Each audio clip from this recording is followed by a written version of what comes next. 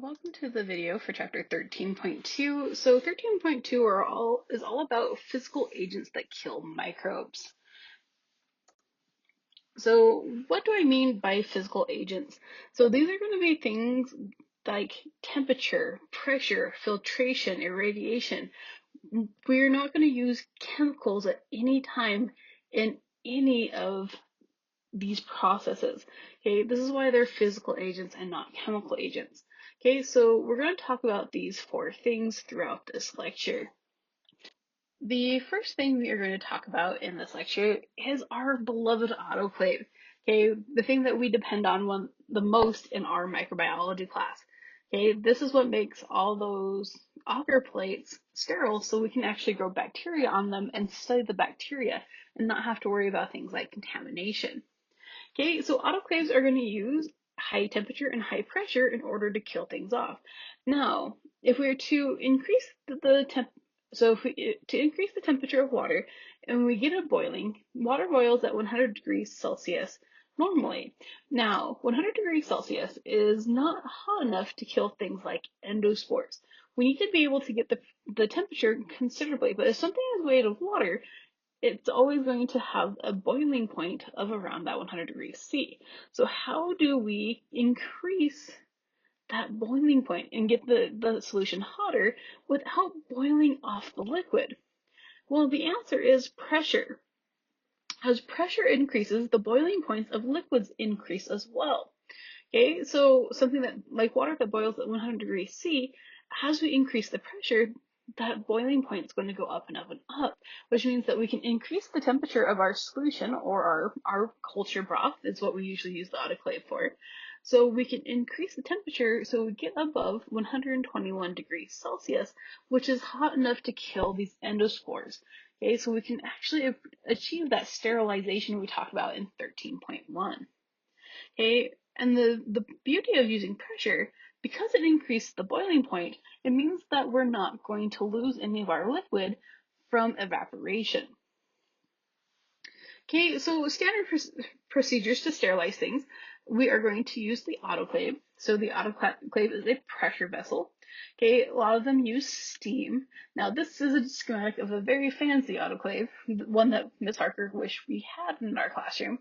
Okay, so you're going to have these water pipes. Okay, they're going to be heated at different intersections, which are going to create steam, and then the steam is going to flow into this chamber, and then it's going to increase the temperature as it increases the pressure. Okay, so this is going to cause any sample in here to also increase in temperature and increase in boiling point because the pressure is increasing. And this is how we sterilize things. So our autoclave in the back is more like a large pressure cooker. So if you've ever had to can something in bottles, the procedure to can things like that, especially with a pressure cooker, is very similar to how our autoclave works. Now, in order to fully sterilize something, it's going to depend on the media and what is in it and the volume. But standard autoclave conditions are about 121 degrees Celsius, and we achieve this by increasing the temperature, or not the temperature, increasing the pressure to 15 psi to get the temperature that high. And then we're going to run the autoclave at that temperature and pressure for 20 minutes in order to make sure everything in the autoclave is sterilized. Now, we've got to be very careful because 121 degrees C is actually very warm. We have different things around the classroom that can't survive in the autoclave. So if we, most scientists have stories about putting something into the autoclave that says it's autoclavable and ended up with a melted, disgusting mess that they have to clean out of the autoclave. So I've done this. In fact, our wash bottles, so our bottles that hold the distilled water in the back, are supposed to be autoclavable. So I put one into the autoclave right after we bought them and went to sterilize it like I'm supposed to. I'm glad I only did one instead of all of them at the same time, because what had happened is the plastic that makes up those bottles melted. So like I literally had a puddle of melted plastic by the time I got done autoclaving it. Okay, so we have to be very careful when we autoclave, and we have to make sure we use the right materials in the autoclave. So things like metals, some like borosilicate silicate glass. So all our glassware that we have in our classroom, as long as it has no stress cracks, it can go in the autoclave and be just fine. Okay, in the back of the classroom, so those little bottles with the blue lids, those are media bottles that are specially designed to be autoclaved and to be used in microbiology labs. They are our best friends in this class. Okay, so not everything can be autoclaved because autoclave, high temperature, high pressure, it can actually destroy certain substances that we don't want to destroy. Now, we have different ways that we can get around that and still sterilize or decontaminate or sanitize a sample. One of those methods is pasteurization.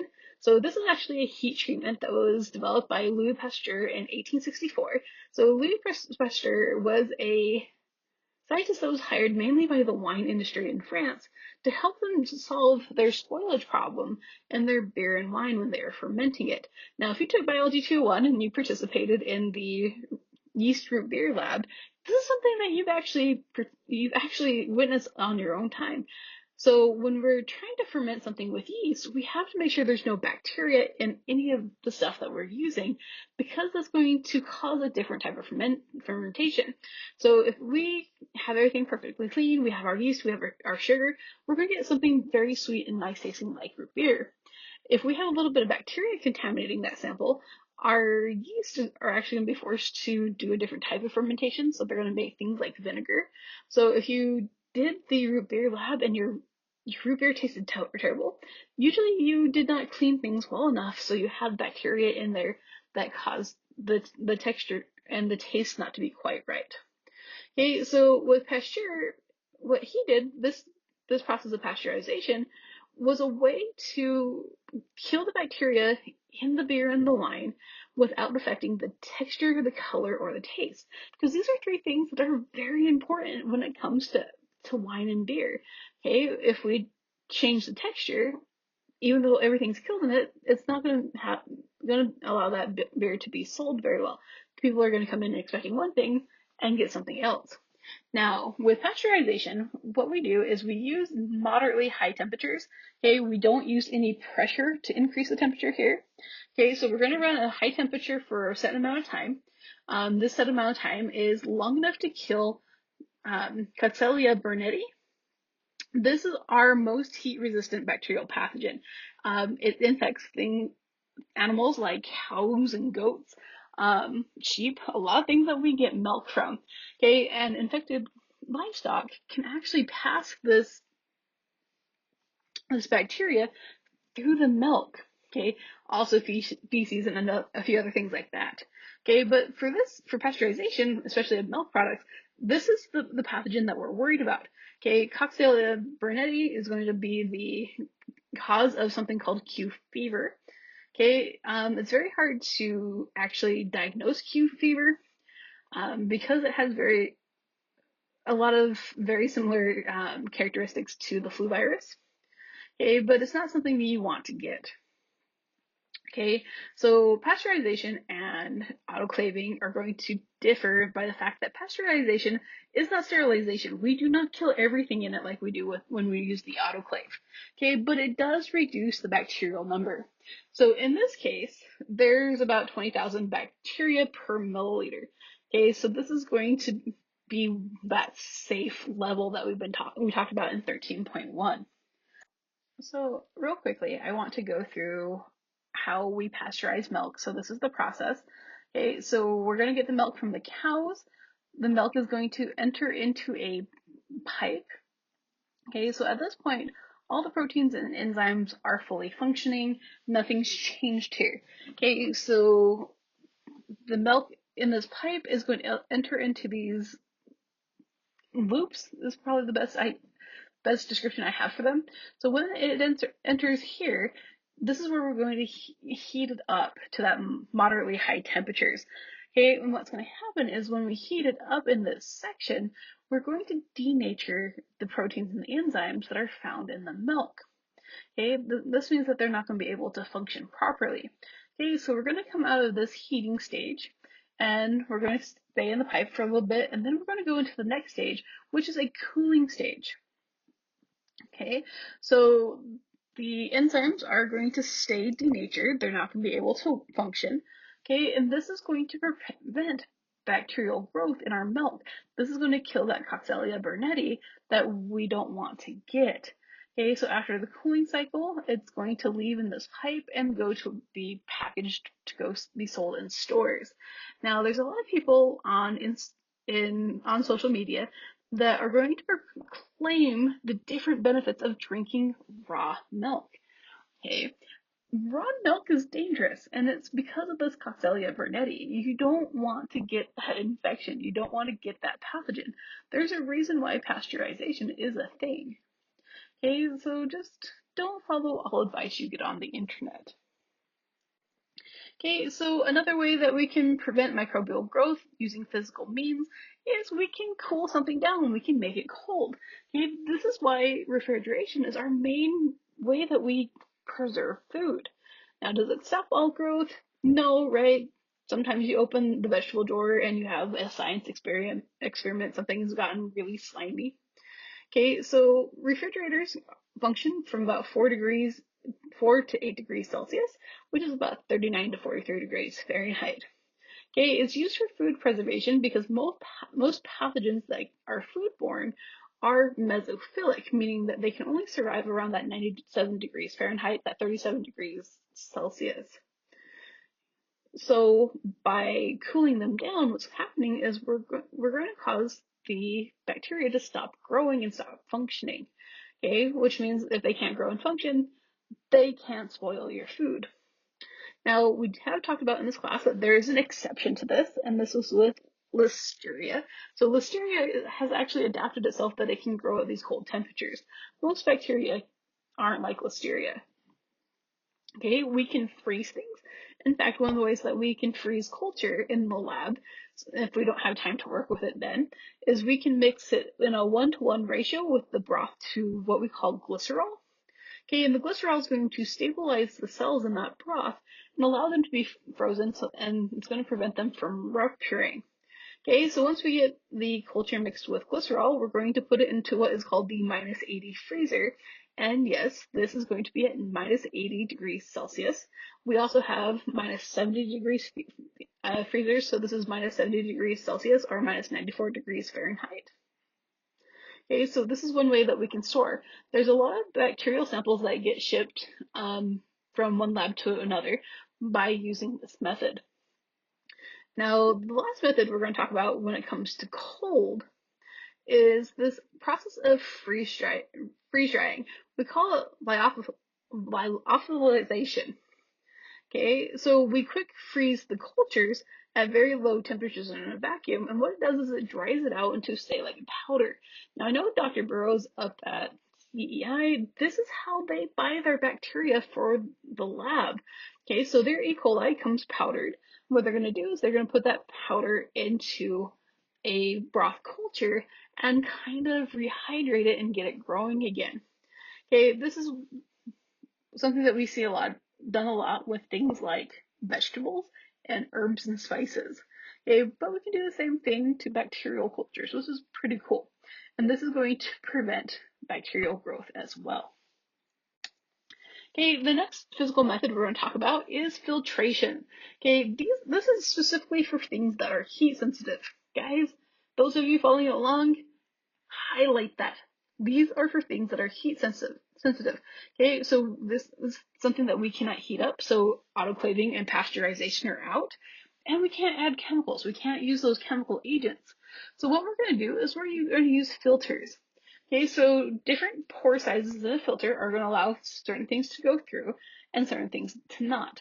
So if we have a pore size of 0.2 micrometers, this is going to remove bacteria, bacterial endospores, yeast, mold, algae, and protozoa, but it's not small enough to prevent viruses from passing through a sample. Okay, so the way that we remove viruses is we're going to use a filter with a smaller pore size. Okay, so 0.2 micrometers catches about everything else. A pore size of 20 nanometers. Okay, so 1 nanometer is 0.001 micrometers. So this is considerably smaller than the other filter. This is what's necessary to remove viruses. So this SEM image is what is happening in this pore. Okay, so you can see the filter, but you can see these these different webs. This is what's going to prevent the bacteria from flowing through the filter. Okay, so we can see it stuck on the top of this filter, which is actually pretty cool. Now, a lot of times with filtration, we're going to hook it up to a vacuum system. Okay, so we're going to filter it very quickly using pressure changes. So we put everything that we want to filter up on here. This is what's called a Buchner funnel. If you take organic chemistry or Chem 112 from CEI, you will use the Buchner funnels in the lab. Okay, so this is where we connect it to the vacuum.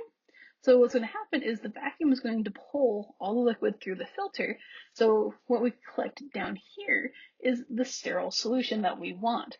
Okay, and everything else gets trapped on this filter. Nothing really goes into the vacuum line.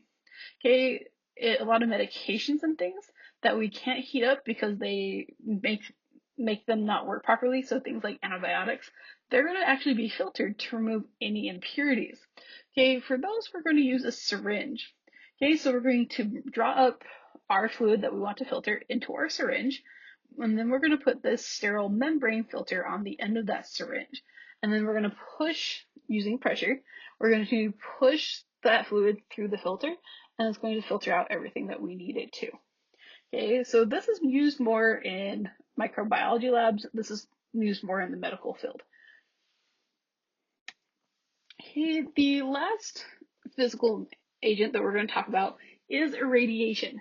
Now, when I say irradiation, this does not mean we make something radioactive, but it is going to kill a lot of things. In fact, the more DNA there is in an organism, the faster radiation is going to kill it. Okay, so we use a measurement called Grays to measure our irradiation. So we're going to use high energy radiation. So things like ultraviolet light, gamma rays, specifically we're going to use gamma rays from cobalt 60.